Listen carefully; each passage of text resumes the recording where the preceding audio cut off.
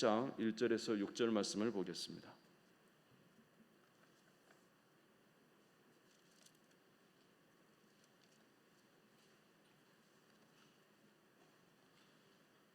로마서 제7장 1절에서 6절 말씀, 신약성경 248쪽이 되겠습니다.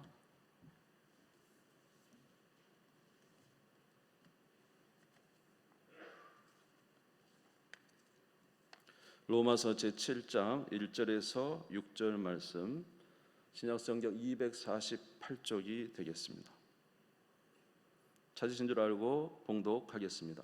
형제들아, 내가 법하는 자들에게 말하노니 너희는 그 법이 사람이 살 동안만 그를 주관하는 줄 알지 못하느냐. 남편이 있는 여인이 그 남편 생전에는 법으로 그에게 매인 바 되나 만일 그 남편이 죽으면 남편의 법에서 벗어났느니라. 그러므로 만일 그 남편 생전에 다른 남자에게 가면 음녀라. 그러나 만일 남편이 죽으면 그 법에서 자유롭게 되나니 다른 남자에게 갈지라도 음녀가 되지 아니하느니라. 그러므로 내 형제들아, 너희도 그리스도의 몸으로 말미암아 율법에 대하여 죽임을 당하였으니 이는 다른이 곧 죽은 자 가운데서 살아나신 이에게로 가서 우리가 하나님을 위하여 열매를 맺게 하려 함이라. 우리가 육신에 있을 때에는 율법으로 말미암는 죄의 정욕이 우리 지체 중에서 역사하여 우리로 사망을 위하여 열매를 맺게 하였더니 이제는 우리가 얽매였던 것에 대하여 죽었으므로 율법에서 벗어났으니 이러므로 우리가 영의 새로운 것으로 섬길 것이요 율법 조문에 묵은 것으로 아니할지니라. 아멘. 아멘. 우리 옆 사람하고 인사하겠습니다. 주 안에서 사랑합니다. 우리는 주 안에서 형제 자매입니다. 할렐루야. 감사합니다. 한 주간을 이제 좀 다녀왔더니 저 정신이 좀 몽롱하고 좀 그렇습니다. 아직도 완전히 이제 몸이 좀 이렇게 편안해지지는 못한 것 같습니다. 그래도 오늘 여러분에게 하나님께서 은혜의 말씀이 전해지기를 바라고 또 이 말씀으로 여러분 힘있게 사시기를 주의 이름으로 축원합니다. 지금 이제 로마서 말씀을 통해서 하나님께서 우리에게 주시는 어떤 자유에 대한 부분들을 말씀을 전하고 있습니다. 하나님께서는 우리에게 율법을 주셨습니다. 모세가 호렙산에서 이제 40일을 금식하고 하나님으로부터 이제 율법을 받았죠. 그런데 그 율법은 굉장히 선하고 좋은 것입니다. 하나님께로부터 나왔기 때문에 얼마나 좋은 것이겠습니까? 우리에게 굉장히 유익하고 또 우리를 살릴 수 있는 그런 말씀인 것입니다. 로마서 7장 12절에 보면은 이로보건대 율법은 거룩하고 계명도 거룩하고 의로우며 선하도다 그랬습니다. 율법은 거룩하고 계명도 거룩하고 의로우며 선합니다. 모세가 시내산에서 호렙산에서 하나님의 말씀을 받을 때 그 말씀은 얼마나 하나님으로 입으로부터 나오는 우리에게 주시는 이 생명의 말씀이니 얼마나 거룩하고 얼마나 의로우며 얼마나 선하겠습니까? 그럼에도 이 이스라엘 백성들에게 있어서 이 율법은 기쁨이 되기보다는 무서운 것이 되었습니다. 왜냐하면은 이 이스라엘 백성들이 율법을 지키지 못했기 때문에 그런 것입니다. 율법은 선하고 좋은 것이지만은 그 율법대로 살지 못하면 오히려 율법은 정죄가 됩니다. 그래서 기쁨이 되기보다는 그 율법의 정죄로 인해서 굉장한 고통을 느끼게 되는 것이죠. 전도서 12장 14절에 보면은 하나님은 모든 행위와 모든 은밀한 일을 선악간에 심판하시리라 그랬습니다. 하나님은 선악간의 모든 일을 심판하시는 하나님이시다라는 것이죠. 그렇기 때문에 하나님께서 우리의 모든 행위를 판단하실 때 그 율법으로 판단하시는데 그 율법이 이제 지킬 때는 참 좋은 것이 되는데 지키지 못하면은 우리에게 계속적으로 심판, 다시 말해서 우리를 정죄하는 역할을 하는 거죠. 하나님 말씀대로 살면은 좋지만은 살지 못하면 어떻게 됩니까? 계속 그 율법이 우리에게 정죄하는, 다시 말해서 우리의 죄를 지적하는 일을 하기 때문에 그 율법이 선한 것이 아니라 마음의 고통이 되었다는 것입니다. 로마서 6장 23절에 보면은 로마서 6장 23절에 보면은 죄의 싹은 사망이요 이런 말씀이 있습니다. 하나님의 말씀을 통해서 그 말씀이 우리를 판단할 때에 그 말씀대로 살지 못하는 우리는 그 율법으로 인해서 죄의 의식을 느끼게 되고 결국 죄 의식을 느끼는 우리는 어떻게 됩니까? 사망에 대한 두려움이 있습니다. 여기서 사망이라는 것은 하나님 앞에 심판받는 것을 말하는 것입니다. 그러므로 우리는 특별히 이스라엘 백성들이 이 율법을 대할 때마다 참 기쁨으로 이 말씀을 기뻐했지만은 이 말씀을 통해서 굉장히 두려움을 느끼게 되고 이 말씀을 대할 때에 항상 심판을 생각해야 되었기 때문에 우리에게 주시는 이 선한 말씀이 오히려 이스라엘 백성들에게는 굉장히 고통스럽고 또 두려운 말씀이 되게 된 것입니다. 그래서 그들에게는 기쁨이 사라지게 되고 오로지 그들은 죄의 종으로 매여서 율법의 정죄에 매여서 두려운 삶을 살아갈 수밖에 없었습니다. 히브리서 2장 15절을 같이 한번 읽어보겠습니다. 같이 읽겠습니다. 시작. 또 죽기를 무서움으로 한평생 매여 종노라는 모든 자들을 놓아주려 하심이라. 이제 자기의 정죄됨 때문에 죽기를 두려워하죠. 그래서 한평생 뭐예요? 무서움 속에서 두려움 속에서 종노릇하면서 살아가는 것입니다. 그런데 이러한 율법은 그들에게 결코 사라지지 않습니다. 율법은 절대로 변하지 않고 그들의 삶 속에 계속적으로 있기 때문에 언제나 율법을 대할 때마다 자기들은 심지어 많은 고통 속에 있게 되는 것입니다.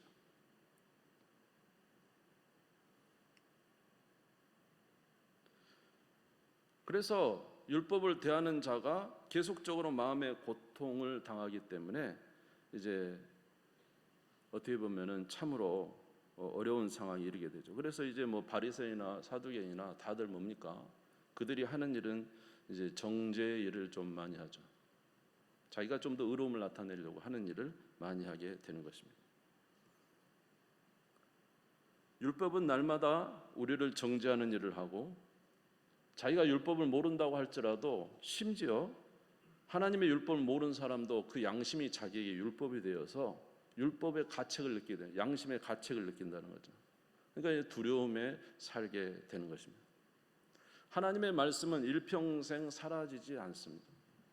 율법은 결코 변하지 아니하고 그의 평생에 그들 가운데 있습니다. 그들이 율법을 대할 때마다 이제 고통 속에서 자기가 하나님 앞에 살지 못하는 이 고통 속에서 날마다 심판에 대한 두려움 속에 살아가게 되는 것입니다. 그러면 이것을 우리가 다른 말로 하면 율법의 저주라고 할 수도 있습니다. 그런 율법의 정죄, 율법의 저주에서 우리는 어떻게 하면은 자유로울 수가 있느냐라는 것입니다. 이 세상에 그 누구도 이스라엘 사람도 율법의 정죄에서 자유로울 수 없었어요. 이방인도 율법의 정죄에서 자유로울 수 없었습니다. 이유는 무엇이냐면은 그들도 그들의 심령 안에 하나님이 씌워놓으신 양심의 법이 있었기 때문에 그 법에 접촉되기 때문에 항상 죽음 앞에서 두려워 떠는 것입니다. 내가 죽으면 하나님의 심판을 받겠지. 아무리 자기가 지은 죄의 문제를 율법에서 정죄하는 죄의 문제를 해결해 보려고 노력을 해도 해결이 되지 않습니다. 이 세상에 그 무엇으로 율법의 정죄에서 자유로울 수 있겠습니까?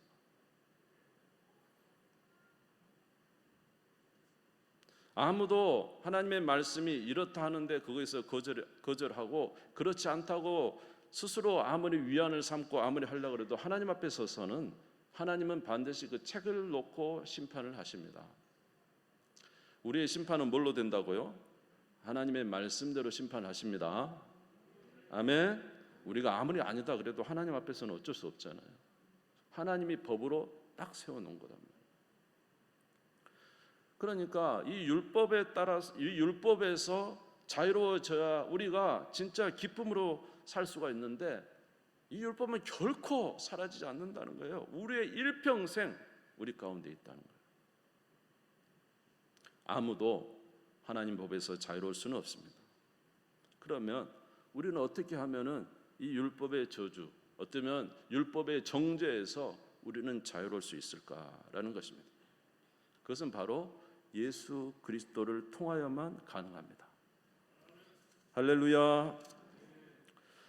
오늘 본문을 드리지 않았습니다마는 로마서 7장 24절에서 25절에 보면은 바울도 이 사실에 대해서 말하고, 오호라 나는 공고한 사람이로다. 이 사망의 몸에서 누가 나를 건져내랴. 우리 주 예수 그리스도로 말미암아 하나님께 감사하리로다. 할렐루야. 같이 한번 읽어보겠습니다. 시작. 우리 주 예수 그리스도로 말미암아 하나님께 감사하리로다. 그런즉 내 자신이 마음으로는 하나님의 법을, 육신으로는 죄의 법을 섬기노라. 예수 그리스도는 우리의 대표로서, 인류의 대표로서 우리의 죄에 대한 형벌을 받으셨습니다. 이사야 53장 5절에서 6절, 예수님은 죄 없으신 분임에도 불구하고 우리의 죄값을 그가 치르셨습니다. 이사야 53장 5절에 6절에 보면은 그가 찔림은 우리의 허물 때문이요 그가 상함은 우리의 죄악 때문이라. 그가 징계를 받음으로 우리는 평화를 누리고 그가 채찍에 맞음으로 우리는 나음을 받았도다. 우리는 다 양 같아서 그릇 행하여 각기 제 길로 갔거늘 여호와께서는 우리 모두의 죄악을 그에게 담당시키셨도다. 예수님께서 우리의 모든 죄악을 지시고 형벌을 받으신 거예요. 죄에는 형벌이 있잖아요. 율법의 정죄에는 형벌이 있는 거예요. 법이 정하는 대로 잘못하면 그에 따른 형벌이 있는 거예요. 그런데 예수님께서는 우리 모두에 대한 우리의 율법에 저촉된 죄에 대한 형벌을 누가 담당하셨다고요? 예수님이, 하나님이 그에게 담당시키셔서 그가 형벌을 우리 대신해서 받으신 것입니다. 할렐루야. 그리고 예수님은 그 죄의 대가로 죽임을 당하셨어요. 로마서 4장 25절, 예수는 우리가 범죄한 것 때문에 내줌이 되고 또한 우리를 의롭다 하시기 위하여 살아나셨느니라. 죄의 싹은 무엇입니까? 사망이었고, 예수님 우리의 형벌을, 고난을 당하셨을 뿐만 아니라 죄의 싹인 사망을 우리 대신 치르시고 죽으시고 부활하심으로 말미암아 우리를 구원해 내신 것입니다. 여러분, 그러니까 율법은 이제 법이죠. 법이라는 거예요. 이 법에는 저촉되면 형벌이 있습니다. 그래서 저와 여러분이 하나님의 법에 접촉되었기 때문에 그 율법에 저촉된 만큼 우리에게는 뭐가 있어야 되는 거예요? 누가 형벌을 받아야 되는 거예요? 저와 여러분이 사실은 하나님의 형벌을 받아야 되는 거예요. 그런데 그 형벌을 누가 받으신 거예요? 예수님이 받으신 거예요. 그리고 그 형벌을 따라서 예수님이 죽으셨습니다. 여러분, 어떤 사람이 큰 죄를 저질렀어요. 그래서 감옥살이를 계속 하게 된 거예요. 오랜 동안 감옥살이를 했어요. 또 감옥에서는 노동도 시켜서 열심히 노동을 해야 되고 그랬어요. 그럼에도 불구하고 아직 그는 그의 죄에 대한 형벌은 아직도 많이 남아 있어요. 그 일평생 감옥살이를 하고 노동을 하고 다 해도 아직도 그가 감당해야 될 형벌이 너무 많은 거예요. 그런데 그가 죽어버렸습니다. 죽으면 어떻게 됩니까? 그 형벌이 그에게 저촉이 됩니까? 저촉되지 않습니까? 저촉되지 않죠. 죽어버렸는데 이제 무슨 죽은 사람한테 무슨 형벌을 가하겠어요? 무슨 말인지 이해가 되십니까? 그런데 예수님께서 어떻게 하셨어요? 우리에 대한 형벌을 받으셨을 뿐만 아니라 죽으셨다는 것이죠. 아멘. 죽은 자에게는 형벌이 더 이상 갈 수 있어요, 없어요? 율법의 그 정죄가 죽은 자에게는 더 이상 효력을 미치지 못한다는 거예요. 그래서 예수님이 죄에 대한 형벌을 받으시고 죽으셨기 때문에, 그리고 3일 만에 부활하셨기 때문에 이제 더 이상 예수님에게는 율법의 정죄가, 율법이 예수님에게는 더 이상 적용되지가 않는다는 것입니다. 이해가 되십니까? 다시 한번 말씀드리면, 어떤 자가 형벌로 감옥에 갇혔는데 그가 아직도 많은 형벌들이 남아 있어요. 혹시 있다 그래도 있다 그래도 그가 죽으면은 더 이상의 그뭐 어떻게 형벌을 가할 수도 없잖아요, 죽은 자에게. 그런데 문제는 예수님께서 우리의 죄를 모두 지시고 예수님이 죽으셨다는 거예요. 더 이상 예수님이 우리 대신해서 행하신 것이죠. 예수님은 대표성입니다. 예수님은 우리 대신 죽으셨습니다. 아멘. 그럼 예수님이 죽으셨기 때문에 율법이 아무리 예수님에게 무엇을 우리의 죄 때문에 가하려고 해도 할 수가 없는 거예요. 율법이 더 이상 효력이 없다는 거예요.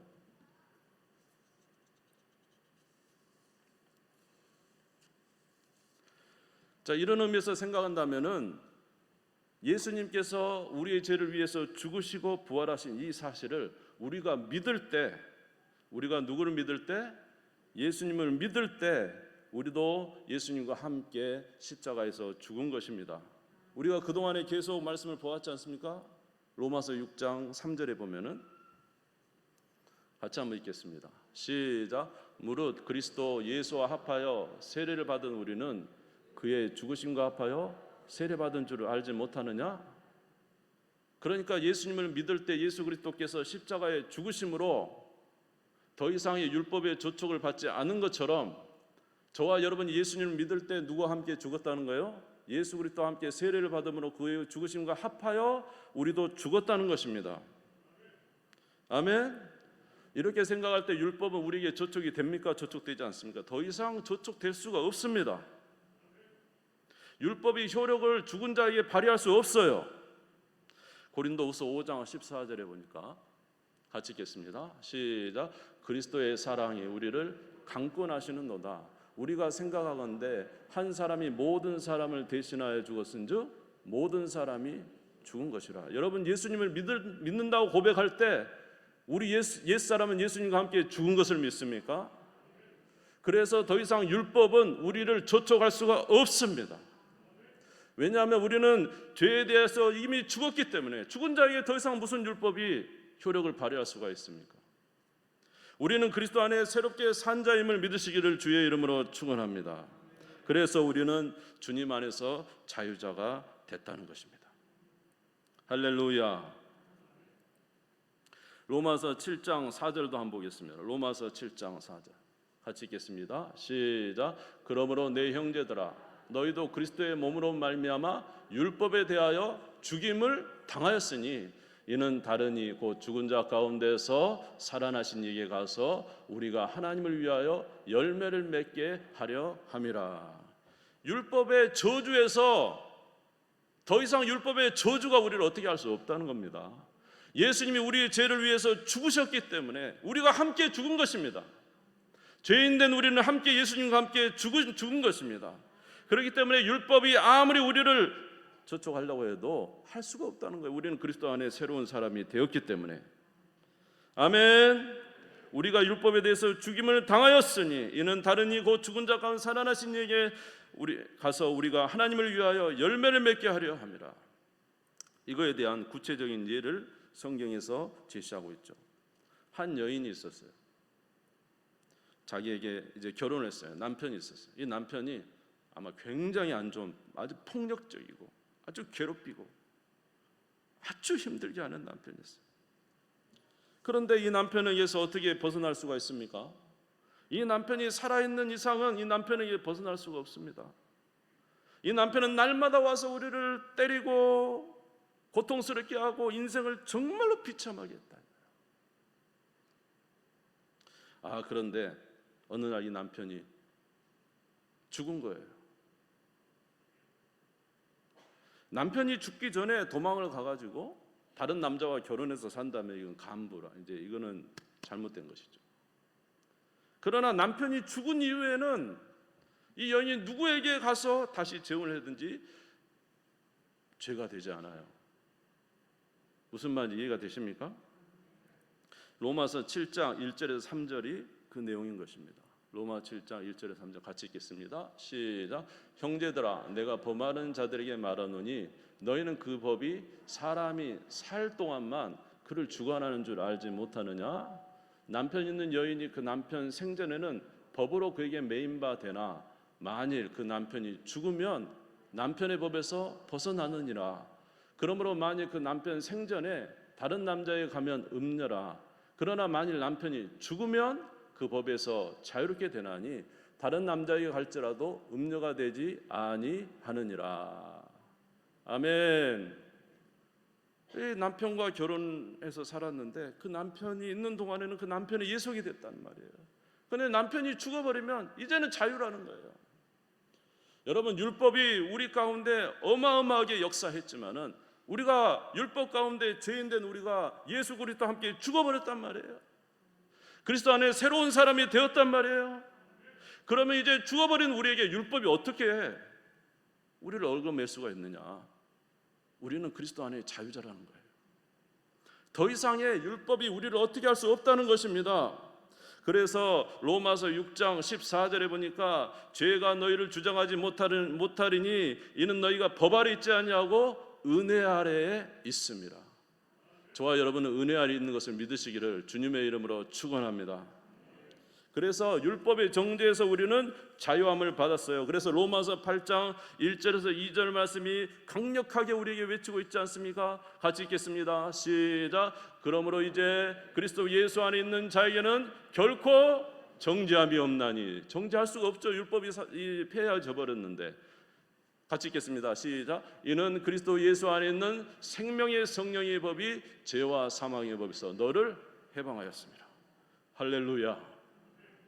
우리를 해방해버렸다. 이제 그리스도 예수 안에 있는 자에는 결코 정죄함이 없나니. 왜냐? 예수 그리스도께서 우리를 위하여 형벌을 받으셨을 뿐만 아니라 죽으셨기 때문에 율법의 조촉을 받지 아니하는 자는 율법이 우리를 정죄할 수 이제 더 이상 할 수 없는데 어떻게 정죄를 받느냐는 거예요. 그리스도 예수 안에는 생명의 성령의 법이 죄와 사망의 법에서 우리를 해방하여 버렸다는 것입니다. 아멘. 사람이 스스로 자신을 구원할 수는 없습니다. 사람이 율법에서 자신을 구원할 수는 없어요. 우리를 구원하실 분은 오직 하나님 한 분이시라는 것입니다. 그가 우리를 위해서 구원을 이루셨다는 것입니다. 예수 그리스도를 통해서.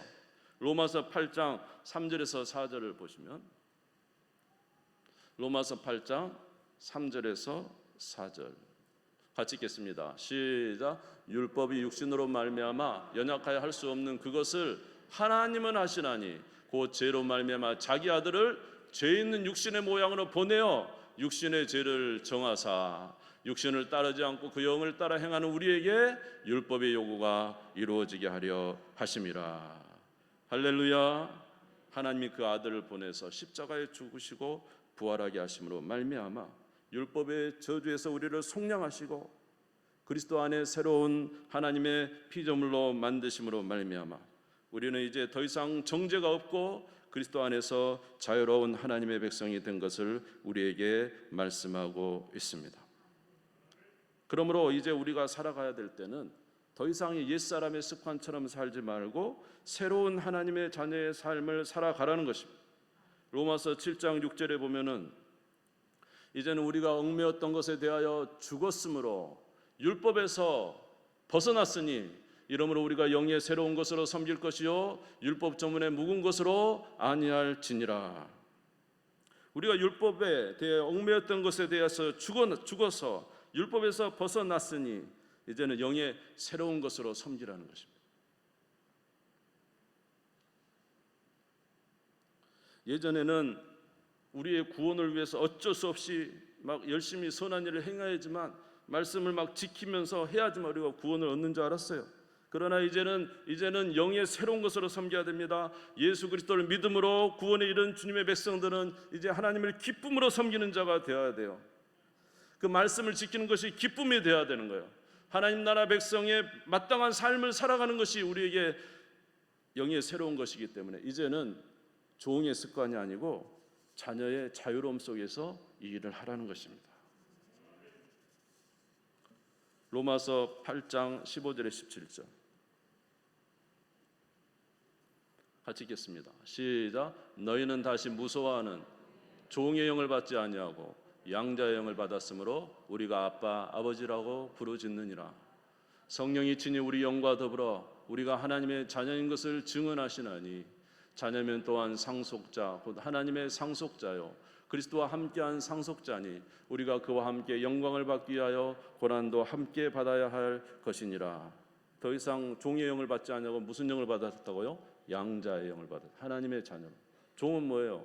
벌벌벌 떠는 거죠. 심판받을까 봐. 그러나 자녀는 아버지가 자기를 사랑을 알기 때문에 두려워하지 않습니다. 사랑에는 두려움이 없습니다. 온전한 사랑에 두려움을 내쫓습니다. 여러분 예수 그리스도를 믿으십니까? 여러분 하나님의 자녀가 된 것을 믿습니까? 온전한 사랑에 두려움을 내쫓습니다. 하나님 앞에 두렵지 않습니다. 물론 잘못해서 아버지께 잘못했기 때문에 회개하고 돌이켜야 될 부분들은 있겠죠.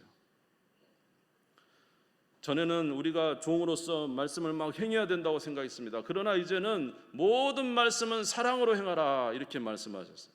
마태복음 22장에 보면은 첫 번째 계명이 하나님을 사랑하는 거예요. 마음을 다하고 뜻을 다하고 힘을 다하고 목숨을 다하여 주 너의 하나님을 사랑하라. 이것이 첫 번째 계명입니다. 억지로 하는 것이 아닙니다. 사랑해서 하는 것입니다. 구원을 받았기 때문에, 은혜를 받았기 때문에, 율법의 모든 폭력에서 자유를 얻었기 때문에 이제는 하나님을 사랑해서 하나님을 사랑하는 그 삶을 말씀으로 이제 살아가는 것이죠. 두 번째로는 이웃을 사랑하는 것이죠. 우리가 큰 사랑을 받았기 때문에 그 사랑으로 인해서 우리도 이웃도 사랑하는 것입니다. 우리가 1만 달란트 빚져서 6조입니까 60조인가 탕감을 받은 우리가, 그 큰 사랑을 받은 우리가 우리에게 100단 내려온 1000만 원 빚진 자 용서하지 않겠습니까? 사랑으로 행해야 된다는 것입니다. 사랑하는 성도 여러분, 우리 주 예수 그리스도로 말미암아 자유를 얻었으니 이 자유를 가지고 영의 새로운 것으로 섬기는 우리 모두가 되시기를 주의 이름으로 축원합니다. 그러면 율법이 사라졌기 때문에 그러면 이제 마음대로 살아야 된다는 것입니까? 결코 그렇지 않습니다. 율법의 역사가 다르다는 거죠. 전에는 이제 우리를 정죄하는 역할에서 이제 율법이 어떤 역할로 바뀌게 되는 거예요? 하나님을 사랑함으로 하나님을 닮아가는 일에 율법이 사용되는 것이죠. 무슨 말인지 이해가 되시죠? 그래서 로마서 10장 9절에 보면은 만일 내 입으로 예수를 주로 시인하고 하나님께서 그를 죽은 자 가운데 살리신 것을 믿으면 구원을 얻는다 그랬습니다. 이제 우리는 예전에 죄의 종이 아니고 이제 누구의 종이에요? 하나님의 종이고 예수 그리스도의 종이 된 것입니다. 하나님의 종이 된 자는 하나님을 섬기는 것입니다. 그것이 지당한 것이고 좋은 것입니다. 이제 영의 새로운 것으로 섬기는 우리 모두가 되시기를 주의 이름으로 축원합니다. 그리고 하나님이 기뻐하시는 좋은 아름다운 열매 맺는 우리 모두가 되기를 바랍니다. 로마서 7장 5절에 보면은 전에는 우리가 이렇게 섬겼었습니다. 우리가 육신에 있을 때는 율법으로 말미암은 죄의 종욕이 우리 지체 중에서 역사하여 우리로 사망을 위하여 열매를 맺게 하였더니, 옛날에 예수를 믿기 전에는 육신에 있는 죄의 정욕이 우리를 막 이끌어가서 이제는 우리는 죄의 종처럼 사망을 위해서 살았습니다.